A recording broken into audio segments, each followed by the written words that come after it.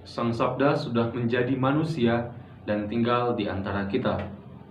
Para sahabat Sabda Hidup yang terkasih, jumpa lagi bersama saya, Frater Beni, calon Imam Keuskupan Sintang pada permenungan hari ini.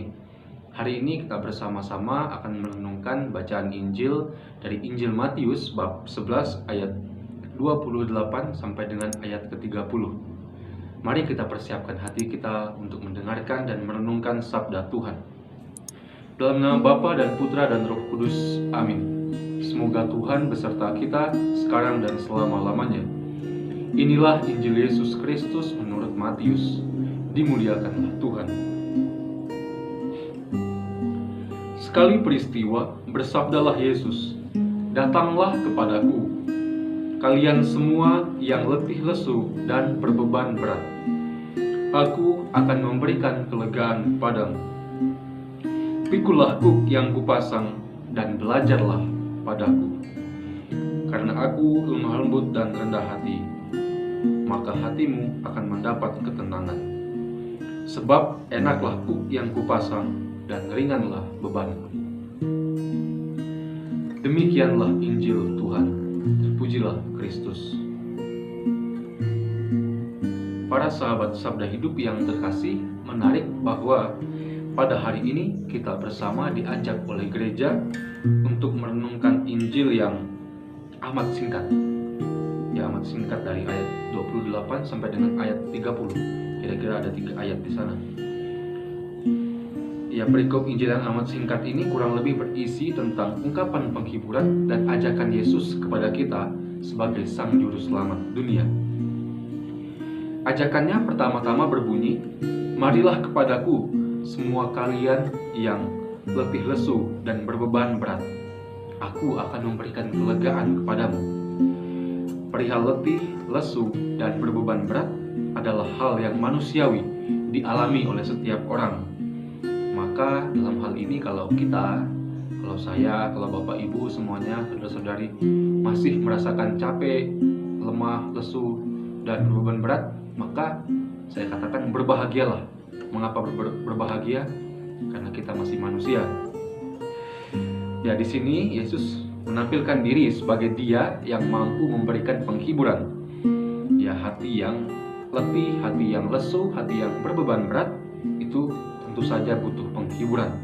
Karena kita juga kerap kali kalau misalnya ada kurang sehat atau sedang lemah, letih, lesu, kurang mood begitu, kita mencari hiburan, mendengarkan musik atau menonton TV dan sebagainya. Di sini Yesus menampilkan diri sebagai Allah yang menjadi tempat bernaung yang tepat untuk bisa memulihkan kesakitan, untuk bisa memulihkan kepedihan, luka, dan letih lesu manusia. Allah adalah tabib ilahi.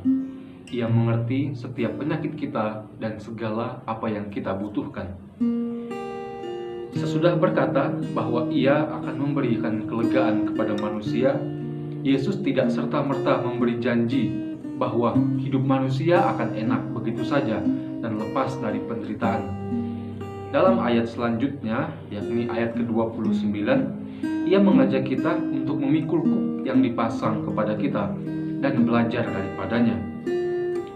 Ia meminta kita manusia untuk setia dalam perkara-perkara hidup kita, setia memikul salib yang dianugerahkan kepada kita, seperti Yesus yang setia sampai mati, taat kepada Bapa. Kita pun diminta untuk belajar daripadanya. Para sahabat yang terkasih, ajaran magisterium gereja mengajarkan bahwa dalam iman Katolik, penderitaan yang kita alami di dunia ini punya makna yang dalam. Ini merupakan ungkapan partisipasi dalam penderitaan Yesus dan menghubungkannya dengan kurban penebusan yang dikerjakan oleh Kristus bagi kita. Betapa tinggi makna dari penderitaan itu. Hal ini memang sejalan dengan Injil yang kita renungkan bersama pada hari ini, bahwa ajakan Yesus untuk memikul kuk yang dipasangnya bagi kita dan belajar daripadanya. Kuk itu pun Ia katakan sebagai itu yang mengenakan dan membawa ketenangan bagi hati dan jiwa kita. Lalu, bagaimana kita memahami Injil pada hari ini dalam konteks misteri iman yang sedang kita rayakan, yakni masa penantian akan kedatangan Tuhan kita atau yang kita kenal sebagai masa Advent. Hal ini bisa dimengerti apabila kita juga menyimak bacaan pertama pada hari ini yang diambil dari kitab Yesaya bab 40 ayat 25 sampai dengan 31. Pada bagian dari bacaan ini dikatakan bahwa Tuhan memberikan kekuatan kepada yang lelah dan menambahkan semangat kepada mereka yang tak berdaya. Lalu menjadi pertanyaan, kenapa Tuhan memberikan hal ini? Atau kepada siapakah Tuhan memberikan kekuatan itu?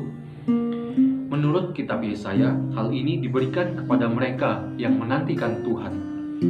Sebab orang-orang yang menantikannya mendapat kekuatan baru. Mereka berlari tetapi tidak menjadi lesu. Mereka berjalan tetapi tidak menjadi lelah. Maka para sahabat yang terkasih, menjadi sebuah ajakan bagi kita bahwa dalam masa penantian ini, bahwa dalam penantian kita akan kedatangan Tuhan, kita menyatukan segala perjuangan, segala penderitaan yang kita alami di dunia ini dengan penderitaan Kristus. Maka kita pun akan beroleh kekuatan yang datang daripadanya, dan itulah keyakinan iman kita. Maka mari kita mohonkan agar iman kita semakin diteguhkan oleh Tuhan. Dan semoga Allah yang Maha Kuasa memberkati kita, melindungi kita terhadap dosa, dan menghantar kita ke hidup yang kekal. Amin. Dalam nama Bapa dan Putra dan Roh Kudus. Amin.